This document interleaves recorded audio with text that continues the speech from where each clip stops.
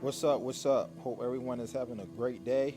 In this video, I will be doing a high skin fade with a drop, with a scissor cut, and I will be doing block graduation.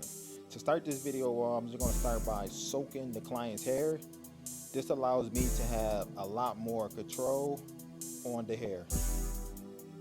And just make sure you are putting a decent amount of water when you are doing scissor cuts. Then I'm going to comb the client hair out. I'm going to comb the sides out. I'm going to comb the back out and the front to the direction that it's growing, but not trying to make it perfect. Then I'm going to start at her recession, and I'm going to make my first part, preparing it for my block graduation. I am separating the sides from the top. And this can also be called a horseshoe part because it literally looks like a horseshoe. So to start the block graduation, you're going to make sure that your fingers are pressed down to the scalp because it's going to be skin tight. So I want to make sure that my two fingers are always pressed down to her scalp. Now when I get to the back, I am going to start to angle down because the way her crown area is, I have to leave a lot of hair back there. If I was to just go straight across with my block graduation, when the hair starts to grow back in, it will look terrible. It will stick up, it won't grow right, and I'm basically just damaging her calic. So I have to keep a lot of weight back there, and make sure that you are doing it contoured to the client's head.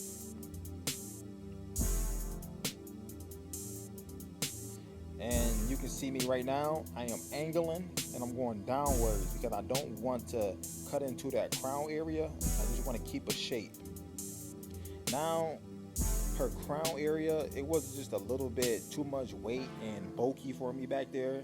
So I'm just going to do some layering, just try to take away some of that weight so it can lay flat down for me and not so poofy. I'm also going to show you guys how to connect the top to the back as well when we get to that part. But this is me just layering, getting rid of some of that weight in the back of her calic area. Now I'm going to connect the top to the sides of the block graduation, what I just did. So I'm going to make a part going right down the middle, and I'm going to comb the hair over to the right and the hair over to the left. Now I'm going to pull this hair down, and I'm going to find that line what I created with the block graduation, and I'm going to cut. Find my guideline, and I'm going to cut. By me doing this is going to allow it to, when we start slicking it back, this is going to allow it to flow properly into the sides. And I'm going to do the same thing on the other side.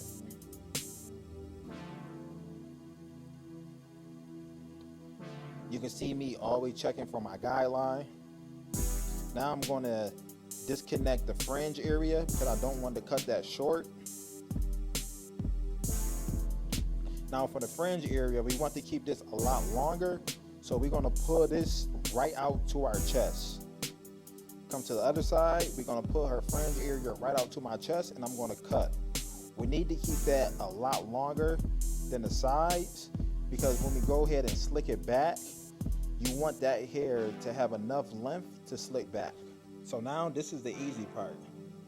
We connected the sides. So now when I'm doing my scissor cut, that guideline that I see right at the end, that is how much hair that I have to take off now. So that's basically my guideline that I'm going to follow going straight to the back of the head, and I'm going to follow this for the entire cut on top.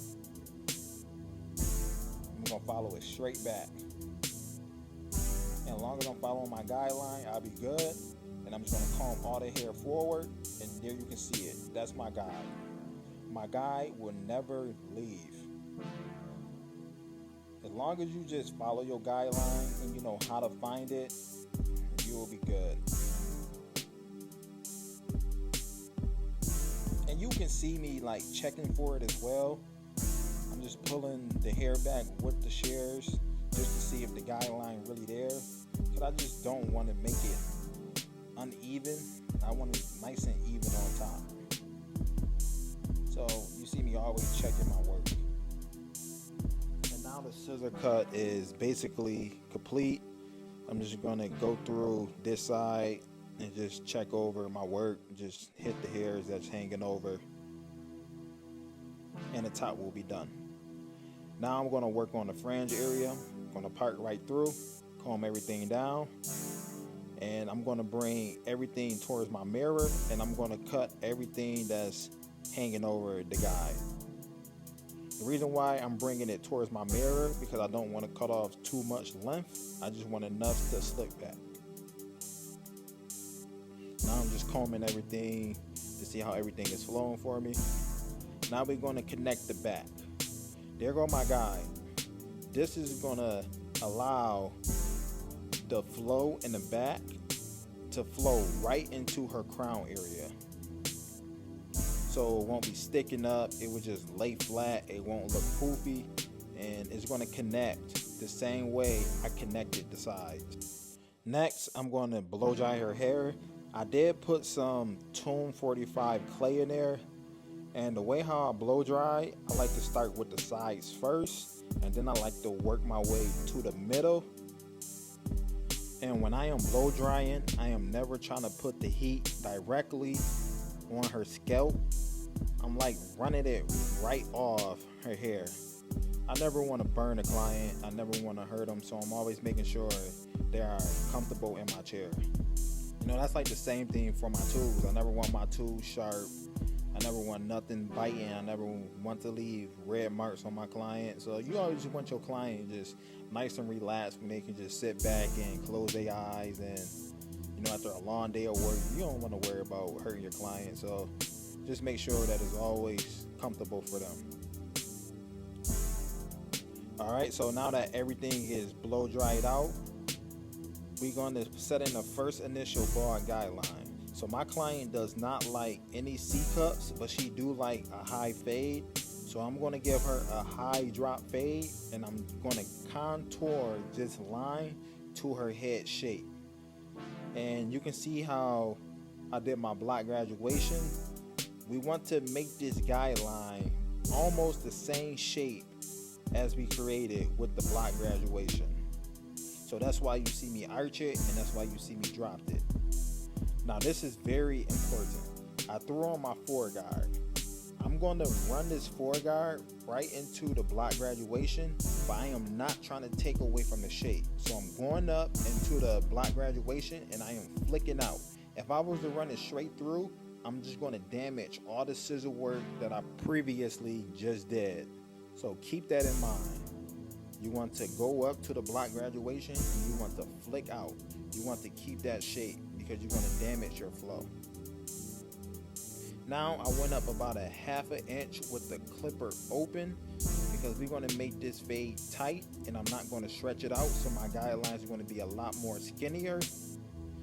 And how I take this line out, I start close and I flick at the line. Once I see the guideline shift up for me, I gradually open up my lever. Once I am halfway in the lever, my guideline should be completely faded out. If it's not out, then I will go back and I will repeat the same exact steps. Now I throw on the one guard and I start close, and I'm going up about a ½ an inch as well. Remember, we're going to make this fade super tight, so I am not going to stretch out my guidelines, and it's going to be a very compressed fade because I don't have a lot of room to work with. You know, I can stretch out this blend, but just to give this haircut the proper style, I'm just going to give it a nice tight fade. Then I throw on the half guard by Wall, and I start halfway, and I'm just going to start to feather out the guideline, soften it up. Then I am going to close it up, and I'm just going to go right underneath that guideline, and I'm going to start to flick it out. When you are flicking out guidelines, try to use your corners as much as possible because you do not want to push the fade up. So just try to develop like a flicking motion. Then I throw on the 3 guard, and now I'm just going to start my next transition, trying to create that gradients effect. And you're going to see me comb and cut a lot because I'm still trying to make sure that I am not killing that flow and I am not killing my scissor work that I previously created. So I am being very careful on this part of the fade. I'm trying not to cut into my scissor work. You see me using a lot of the corners, maybe like the first 3 teeth, and I'm just trying to just create that gradient for me. Then I throw on the 2 guard, and I'm going to do the exact same thing. You notice the hair is growing sideways as well, and there's also another good thing that I'm using my corners for this, and it just helps a lot better instead of just putting the full blade on and cutting too much hair. So I'm just playing it safe and just using my corners the whole time. And you can see how it's basically coming to life now. Me just taking my time, staying patient, and just trusting my system. And I start open and then I close it as well with all the guards. Then we're gonna go right to the 1.5, and I'm open. And now I'm just starting to go a little bit lower. I don't want to take this 1.5 all the way up. We're just gonna just start to just soften up the line. Start open and then you close. When you are closed, you want to be a little bit lower than you were open. And this is basically just stacking your guards. I want my 3 right underneath the 4. I want my 2 right underneath my 3. And I want my 1.5 right underneath my 2. Now I have on my 1 guard, and this is basically going to start creating my transition for me. I go halfway and then I go close, and you see my fade start to come to life now. You see me using a lot of the corners now. I'm trying to dig out them dark spots, and now I'm just trying to basically bring this fade all the way together. I'm not going to worry about detailing out this fade a lot because I'm going to come back and do my detail work after. I just need to see the foundation of the fade. And now I'm just going to throw on some thinning shears just to smooth it out a little bit, you know. Let's make it pop a little bit. Let's make it flow. Like, I want this fade to literally look like it's flowing into this weight. But again, I am not trying to take too much of this weight off because I don't want to damage the flow. I just want it to look smooth. Now I'm just going to throw back on my 2 guard, and I'm just going to clean up some of that area that I left behind when I just did my thinner shear over comb. And I'm still not trying to worry about detailing out the fade. I'm going to come back and detail the fade up later, but this is a good start for me to move on. And on this side, I'm just going to speed things up a little bit, and I just want to talk about the importance of using shears and understanding shape. So when I first got into Headlines Barbershop, you know, the guys was asking me questions like, oh, do you know how to cut? Do you know how to use shears? And I was just like, yeah, bro, like, I know how to use shears. Like, I know how to cut. I've been cutting for 5 years. And they're like, oh, all right, cool, you're good. And, like, months went by, and, like, people, like, looking at your work, and you looking at all the other barbers in the shop work, you know, it's normal. But then I'm just starting to notice, I'm like, I don't know how to use shears. Like, the level of diversity that was coming into the shop was freaking crazy. Like, I did not know how to use shears. I was literally just messing people up. You know, I didn't know how to fade into shear work. I didn't know none of that. So I just went up to a guy one day and I was just like, bro, I was like, why don't my blends look like none of you guys' blends? And he goes, because you sacrificing a blend over shape. And I really did not know what he meant by that, but now I do. And I know a lot of people will probably ask, why can't you just throw on a 4 guard, and why can't you just create your block graduation then? You can, which is cool, but when you are creating block graduation with your shears, it is a lot more accurate. They give you a lot more control, and your placement can be a lot better. And in my personal opinion, I think it come out a lot smoother, and I think it come a lot cleaner, and you can control the flow a lot better from connecting the top to the sides.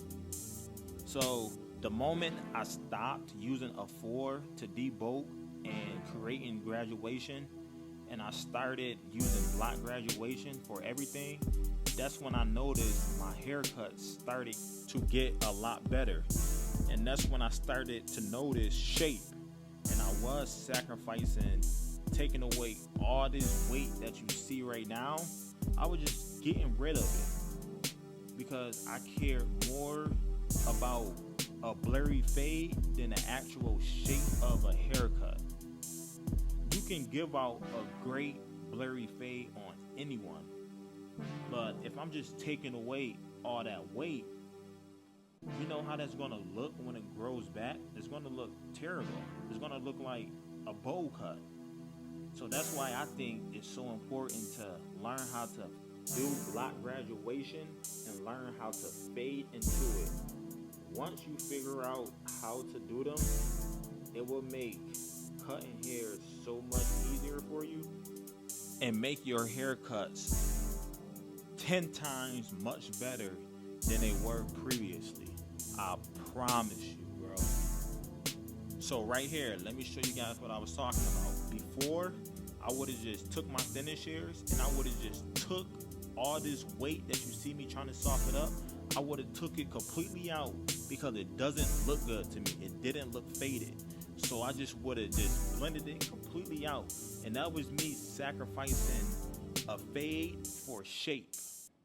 But I am telling you guys, if you start doing black graduation with your shears, your haircuts are going to come out so much better. Especially when we are doing these comb over pompadours. When we are doing these slick back looks. These kids want mullets nowadays. Clients literally come into the shop with mops on their heads, bro. Like, this stuff get me excited now. I love when I'm able to take a walk in and a client comes in with a lot of hair on his head and give me a fresh canvas and say he want to comb over hard part. Boy, I'm about to lock in on some block graduation and some scissor work. That's the stuff that gets me excited. And listen, I'm not the best at it, but I'm learning, I'm practicing, and I'm excited to do it. And I'm just not going to be the type of guy that's just have tapers on my channel and just easy fades to do. I'm going to show you guys how to do these difficult haircuts. You know, and I'm not going to be afraid to show you guys that I struggled with this haircut or this hair texture gave me a hard time. Because everybody that walks into a barbershop, they do not have good fading hair. Everyone does not have that picture perfect Instagram shot. And that's just what makes barbering so beautiful, bro. Because we have the power to change somebody's confidence and change the way that they look in 30 to 45 minutes, bro. That's crazy. So let's lock in. Let's all jump into a whole nother bag that we never thought that we can lock into. Let's just get to it. I'm going to keep bringing you guys these scissor cuts. I'm going to keep bringing you guys these difficult haircuts. You know, these straight hair clients.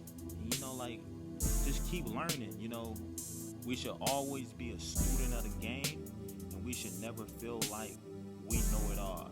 Because in this craft, if you feel like you know it all and you feel like you don't have no room to get better, what my mama always used to tell me, boy, you lost in the sauce.